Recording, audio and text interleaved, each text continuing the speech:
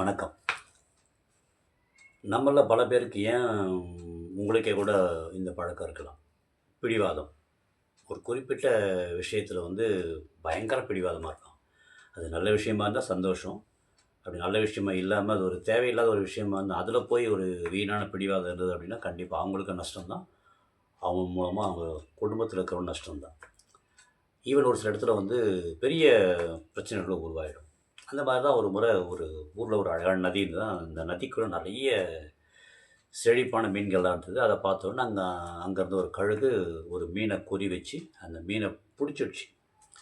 மீன புடிச்சு அது பறக்கிறதுக்கு முயற்சி பண்ணும்போது, அந்த மீன் என்ன பண்ணுதுன்னா, அத காப்பாத்திக்கிறதுக்கு அது என்ன பண்ணுது, அது கழுகு எவ்வளோ பெரிய ஆளா இருந்தாலும், நம்ம அத பார்த்துலான்னு சொல்லிட்டு அந்த மீன் என்ன பண்ணுது, இன்னும் அந்த நதியோட ஆழத்துக்கு ட்ராவல் பண்ணுது. இத பார்த்தோன்னே கழுகு என்ன பண்ணுது, இது என்னடா மீன் உள்ள போதே, இன்னைக்கு மீன நம்மளா பார்த்துலான்னு சொல்லி அது என்ன பண்ணுது, அதோட பிடிய இன்னும் இறுக்கமா பிடிக்குது. இத பார்த்தோன்னே மீன் என்ன பண்ணுது, "நீ பிடி தானே பிடிக்கிற, வா தண்ணிக்குள்ள நான் தான் பவர்ன்னு" சொல்லிட்டு இன்னமும் ஆழத்துக்கு போய்க்கிட்டே இருக்கு. வலி இருந்தாலும் உள்ள ஆழத்துக்கு போய்க்கிட்டே இருக்கு. இப்படி ஆழத்துக்குள்ள மீன் போக, கழுகு பிடிய இறுக்க இப்படி நடந்துக்கிட்டே இருக்கு. ஒரு ஸ்டேஜுக்கு அப்புறமா கழுத்து வரைக்கும் கழுகு உள்ள முழுகிட்டே இருக்கு. அப்பதான் ரியலைஸ் பண்ணுது, "ஐயய்யோ! இது பிரச்சனை தான். கண்டிப்பா நம்ம இந்த மீன் போனா போட்டும் விட்டுறலாம். நாம உயிராச்சும் பொழச்சுக்கலாம். அடுத்த முறை பார்த்துக்கலாம்னு சொல்லிட்டு இதுன பிடிய விடுறதுக்கு முயற்சி பண்ணுது. ஆனா பிடி விட முடியல.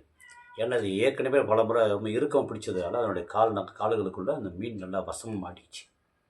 ஆனா மீன் என்ன பண்ணுது, கீழ கீழ கீழ போய்க்கிட்டே இருக்கு. ஒரு ஸ்டேஜ்ல என்ன ஆயிப்போச்சு, கழுகால அந்த பிடிய விட முடியாததுனால, மீனுடைய கண்ட்ரோலுக்கு கழுகு போய் நேரா தண்ணிக்குள்ளேயே முழுகி கழுகு உயிரே போயிடுச்சாம். இதே மாதிரி தான்.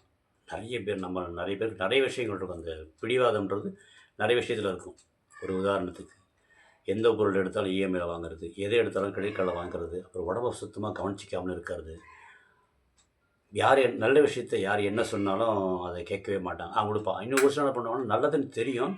அப்புறம் பார்த்துக்கலாம், அப்புறம் பார்த்துக்கலாம். அப்படியே தள்ளி போட்டுக்கிட்டே இருப்பாங்க. இப்படி தள்ளி போடுறதாகட்டும், அதுக்கப்புறம் தேவையில்லாத விஷயத்துக்கு பிடிவாதமா இருக்கிறதாகட்டும், ஒரு சில விஷயங்கள்லாம் பேசி தீர்த்துட்டுருக்கலாம். சின்னதா ஜஸ்ட் ஒரு சாரி, சரி அப்படி சொன்னா முடிஞ்சு போற விஷயத்த விட, பிடிவாதமா நீயா நானா பார்த்துக்கலாமான்னு சொல்லி இறுக்கமா அந்த கோவத்த புடிச்சு வச்சிருக்கிறது. இந்த மாரிலாம் புடிச்சு வச்சிருந்தாங்கன்னு வச்சுக்கோங்களேன், கண்டிப்பா என்ன ஆகும்னா, மனசு கெட்டு போகும். மனசு கெட்டு போனா, உடம்பு கெட்டு போகும். உடம்பு கெட்டு போச்சுன்னா, யாருக்கு எப்ப என்ன ஆகும்னு தெரியவே தெரியாது. இது ஒரு நல்ல உதாரணம் வேணா செக் பண்ணி பாருங்களேன். உங்க வீட்லயோ, ஈவன் உங்கள சுத்தி இருக்க ஃப்ரெண்ட்ஸ், ரிலேட்டிவ்ஸ் யார் வேணா செக் பண்ணி பாருங்க. ஹாஸ்பிட்டல்ல யாராவது இருக்கிறாங்க அப்படின்னா, நேத்து முந்தா நாள் அவங்க எல்லாருமே நல்லா இருந்தவங்க தான். இதே மாதிரி தான். நீங்க உங்களுக்குள்ள ஏதாவது தேவையில்லாத விஷயம் ஏதாவது பிடிவாதம் பிடிச்சு வச்சிருக்கிறீங்க அப்படின்னா, அந்த பிடிவாதம் கண்டுபிடிச்சு ஃபர்ஸ்ட்டு அத விட்டுடுங்க. விட்டுட்டா நிம்மதியா இருக்கலாம். மனசு நிம்மதியா இருந்தா, உடம்பு உடம்பு ஆரோக்கியமா இருக்கும். உடம்பு ஆரோக்கியமா இருந்தா, வீட்ல இருக்கிற எல்லாருமே சந்தோஷமா இருக்கலாம். சரியா? பாய். Take care.